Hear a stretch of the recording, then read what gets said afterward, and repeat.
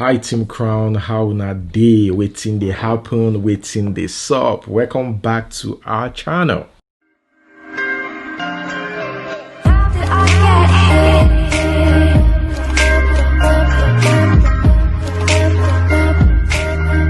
Alright guys, here is another update about Hushpuppi's arrest. In one of my videos, right, I remember talking about Hushpuppi getting a new lawyer and dumping the top Chicago lawyer after court transferred, the trial to California. A news Mr. Pseski tagged as fake news. He said he is still the lawyer. Now, the news actually claimed that Hushpuppi has settled for a government lawyer. I mean, court-appointed counsel after his case was transferred to another district. I later went live about this and I made it clear that even though Hushpuppi's lawyer debunked that news, I reached out to a source about this. He insisted that there must be some mix-up somewhere, but they are sure Hushpuppi's got a new lawyer. The lawyer, according to him, he said that he is still representing Hushpuppi. But my source in Premium Times is saying, look, we still have to just wait and see. So until I get a confirmation from them, and now Premium Times is saying that Hushpuppi got another top-rated lawyer in California, and this time it's a lady, Mrs. Vicky Podpereski. Podpereski is her name. She owns a law firm in Los Angeles, California, and she will be supported by Mr. Pseski, Hushpuppi's other lawyer. So he didn't drop Mr. Pseski. He only got himself a female lawyer to help him out in Los Angeles. According to reports, she specializes in representing individuals in both state and federal criminal matters, as well as companies and individuals in administrative and in-house investigations.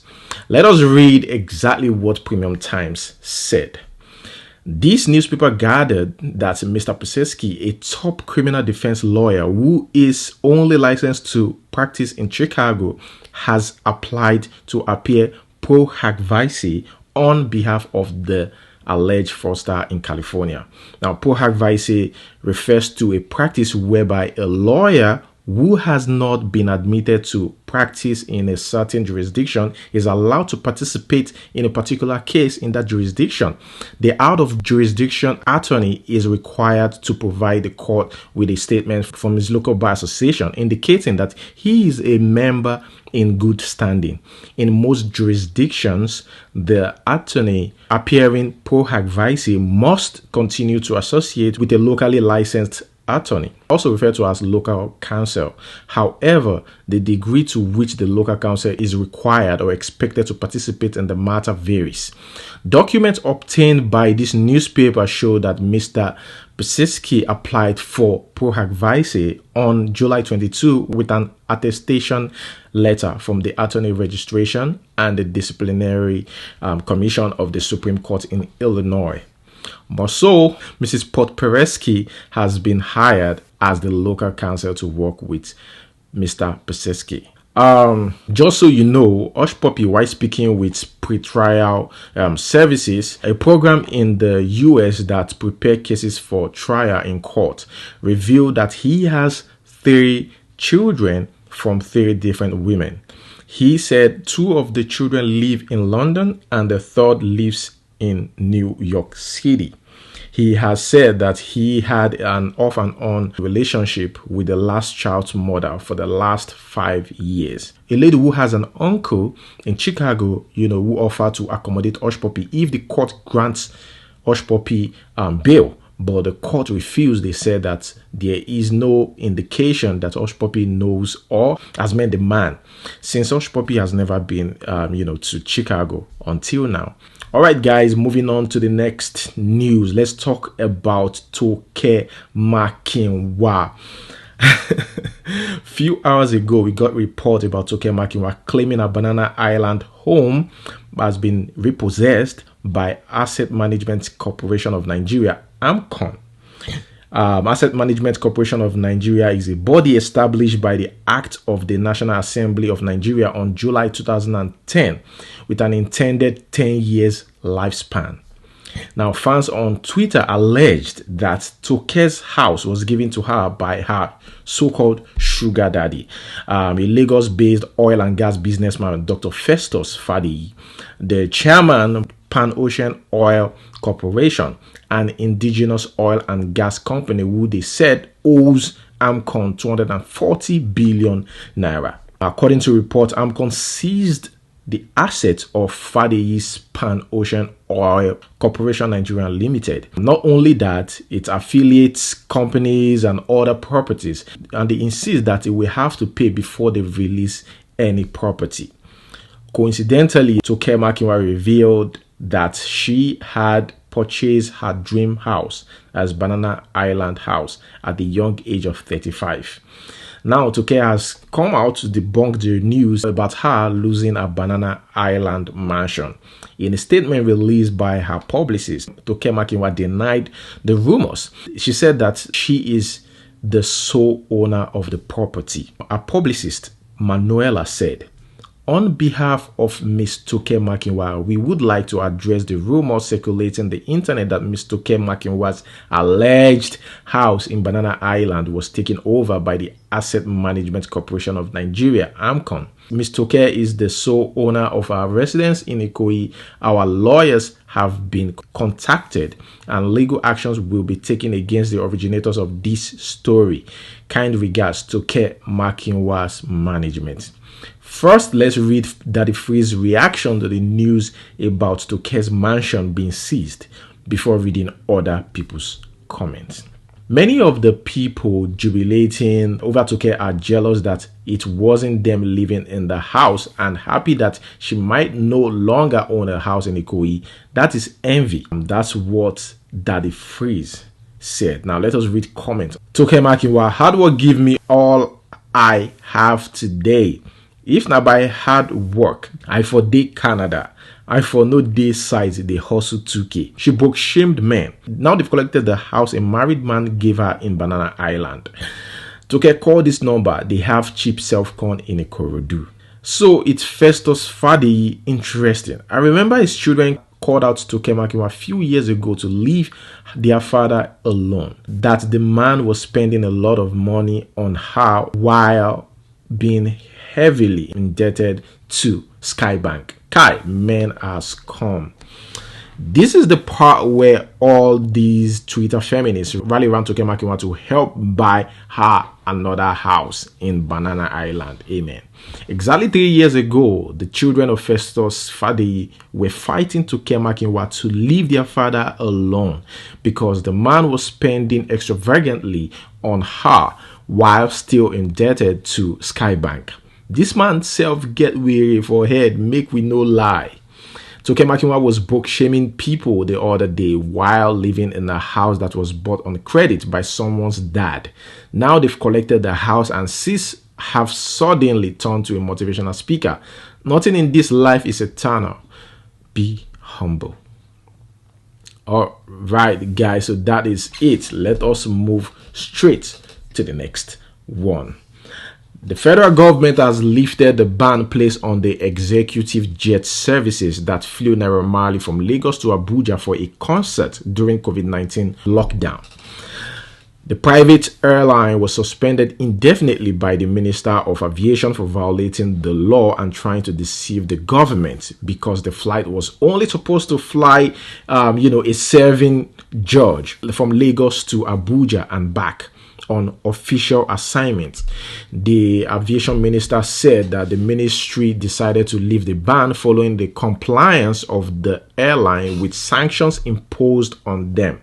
In his words, today we lifted the ban on executive jet air services. They have complied substantially with all of our imposed sanctions. They have paid part of the fine and they have brought out a payment plan for the balance. So we lifted the ban and they will continue to do their business. These kind of things are not punitive.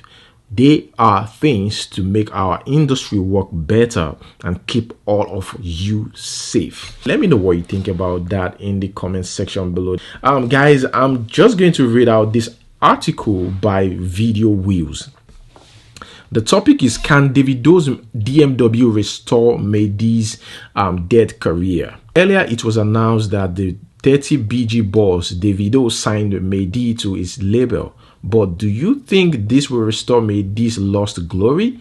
Many weeks ago, the singer accused his former label bosses of neglecting him and letting him sleep on a carton in their mansion. This was amid the Cynthia Morgan saga.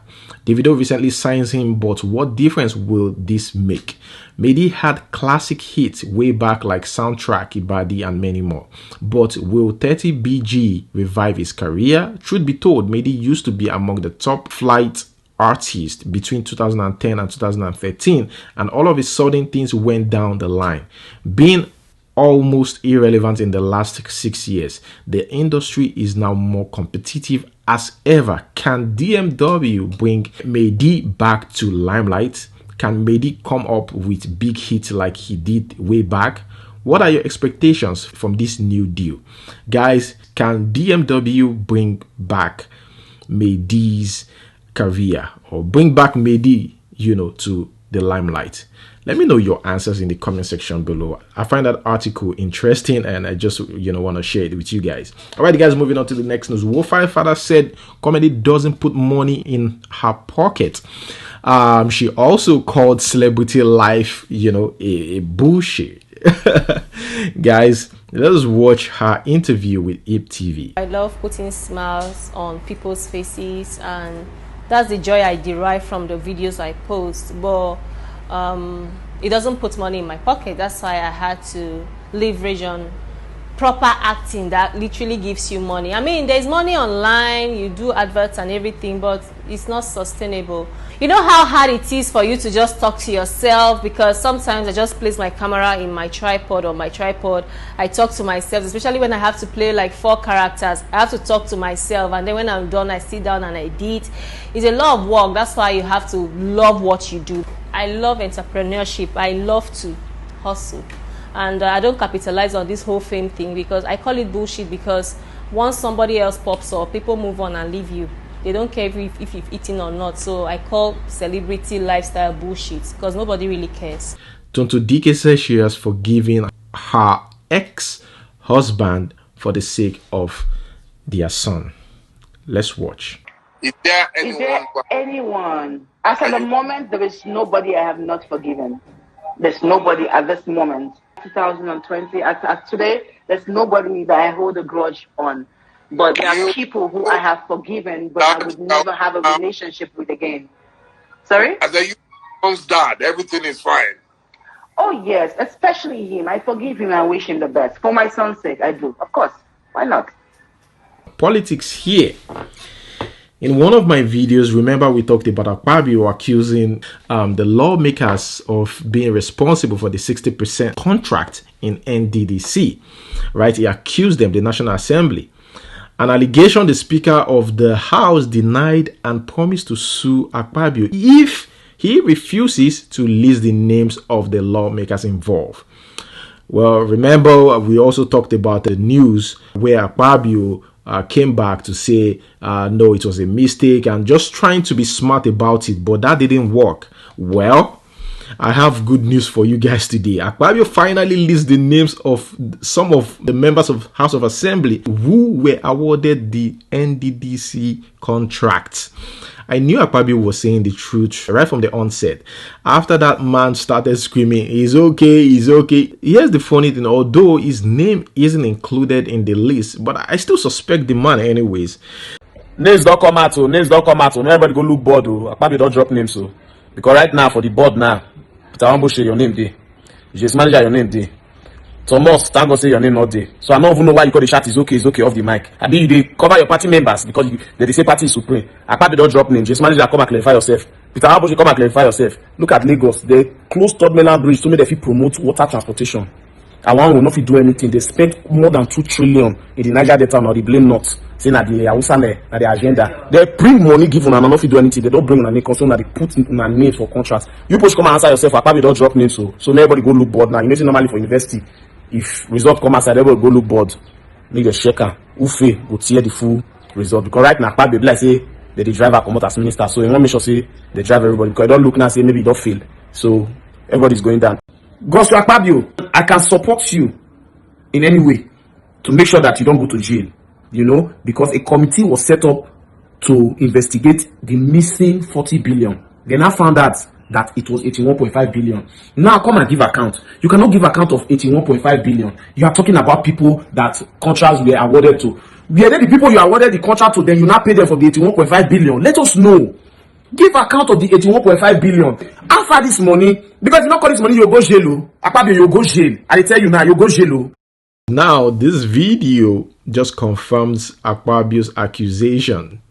How the NDDC and National Assembly members were busy paying themselves using money meant for Niger Delta. Let's watch this video. Now, let me tell you right away on national TV what has happened. In 2018, a contract was awarded for 3.7 billion. The contract was for the supply of chairs, plastic chairs and tables to schools in Niger Delta. The contract was awarded to a senator. The senator, the same commission that awarded the contract, now gave a store's requisition, a store's receipt to say that this is the point, the place where these chairs and tables were supplied to. And what is the address? The address is Akwede Aquis Benin Express Way Aluminium Company. Who owns this store where NDDC supposedly supplied the chairs to? This matter is already before the police. And who received them? These companies who signed the agreement.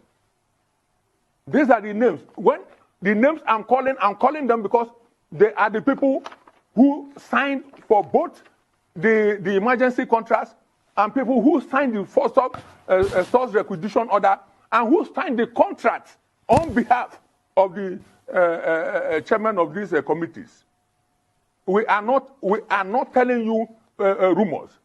What we plead with Nigerians and plead with the Speaker and Senate President to allow the forensic audit to take its course. Moving on to the next one. Imo State Governor Uzodinma described Buhari as the most